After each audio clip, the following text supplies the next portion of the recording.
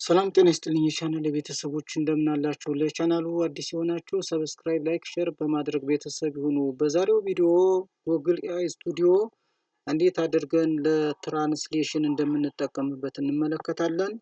እንግዲህ እንደተለመደው ምንድነው የምናደርገው? ሰርች በተናችን ላይ እንሄድና ጉግል ኤአይ ስቱዲዮ ብለን እንጽፋለን ማለት ነው። ከዛ በኋላ ይሄ ይመጣልናል፣ ጉግል ኤአይ ስቱዲዮ የሚል ይመጣልናል። እሱን ሰርች እናደርገዋለን። እሱን ሰርች ስናደርግ ምን ይመጣልናል? ይሄ ይመጣልናል፣ ጉግል ኤአይ ስቱዲዮ የመጀመሪያው ይመጣልና ክሊክ እናደርገዋለን። አሁን ይሄ ፊቸር መጣልን፣ ይሄ ፕላትፎርም መጥቶልናል። ከዛ ዌልካም ቱ ኤአይ ስቱዲዮ ይለኛል። ምን አደርጋለሁ?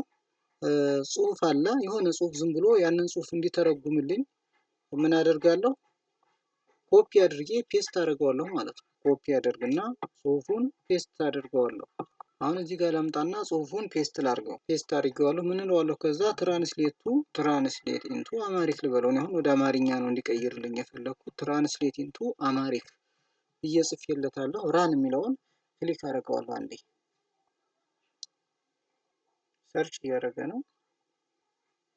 አሁን ምን አድርጓል? እያመጣልኝ ነው። እንደምታዩት ይኸው እያመጣ ነው።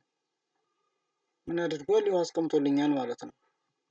ትርጉሙን እንደዚህ ያስቀመጠልኝ ማለት ነው። ምን ይላል? በኮምፒውተርዎ ወደ ባይናንስ አካውንቶ ለመግባት የሚረዱ ቀላል መመሪያ። በዚህ ቪዲዮ ውስጥ የሚከተሉትን እንዴት ማድረግ እንደሚችሉ እናሳያችኋለን።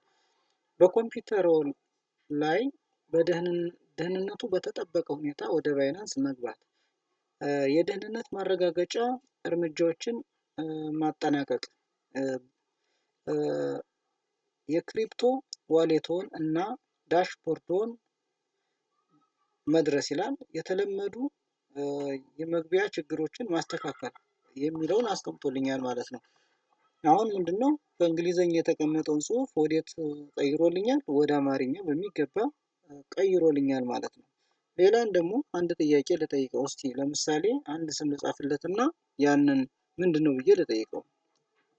አሁን ምንድነው ብዬ ጠይቀዋለሁ። ምን ማለት ነው አልኩት። ስም ጻፍኩና የሆነ ስም ጻፍኩና ምን ማለት ነው ብዬ ጠይቀዋለሁ።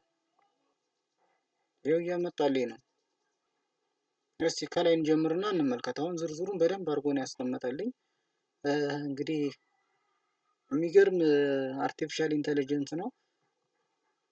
ከመጀመሪያው ምን ይላል? ኦፍኮርስ ይላል። ሀብተማርያም ኢዝ ኤ ቬሪ ኮመን ኤንድ ሚኒንግፉል ኔም ኢን ኢትዮጵያ ኤንድ ኤርትራ ፕራክቲካሊ አሞንግ ኦርቶዶክስ ክርስቲያንስ።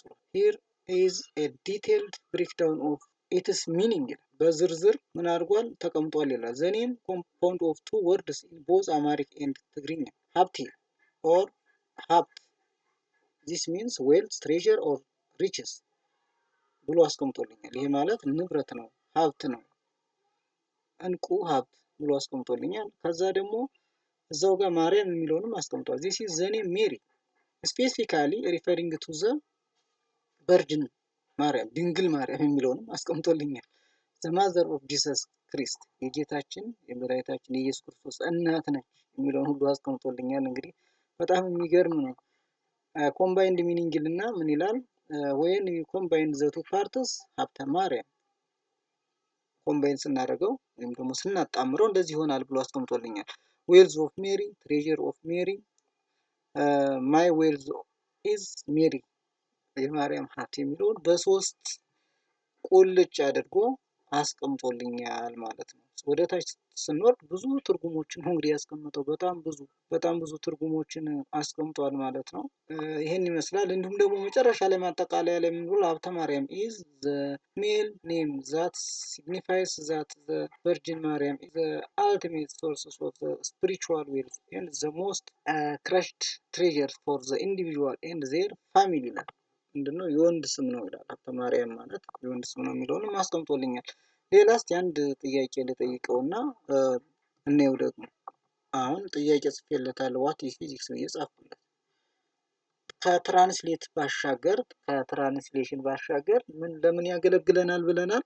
ሰርችም ለማድረግ የፈለግነውን ነገር ዝርዝር አድርጎ አብራርቶ ነው የሚያስቀምጥልን። ሰርች ለማድረግም የፈለግነውን ኮርስ ለመማር የሚከብዱንን ኮርሶች ቀለል አድርገን ለመረዳት ይሄ ብቻ አይደለም፣ በጣም ብዙ ጥቅም ነው ያለው። እንግዲህ ከብዙ ጥቅሞቹ የተወሰኑትን ነው እኔ ለማየት የሞከርኩት። እንግዲህ ብዙ ጊዜ እስካሁን አርቲፊሻል ኢንቴሊጀንትን የምንጠቀምበት ምን ለማድረግ ብቻ ነበር? ሰርች ለማድረግ ነበር። ለትራንስሌት ለትርጉምም እንደሚያገለግለን ለትርጉም የሚያስቸግሩንም መተርጎም የከበዱንን ነገሮች ምን ያደርግልናል? መተርጎም ያስችለናል ነው። አሁን ደግሞ ሰርች እያደረገልኝ ነው። ሰርች የተወሰነ ነገር ሰርች አድርገን እስኪ እንመልከት የሚለው እንዴት አድርጎ ነው እንግዲህ በሰከንድ ውስጥ ነው ይሄን ሁሉ ያመጣልኝ። በሰከንድ ውስጥ እንደምታዩት ይሄን አምጥቶልኛል ማለት ነው። ዘ ቱ ሜን ፒላርስ ኦፍ ፊዚክስ ይላል። የፊዚክስ ዋና ክፍሎች ብሎ አስቀምጧል። የመጀመሪያው ምን ብሎታል?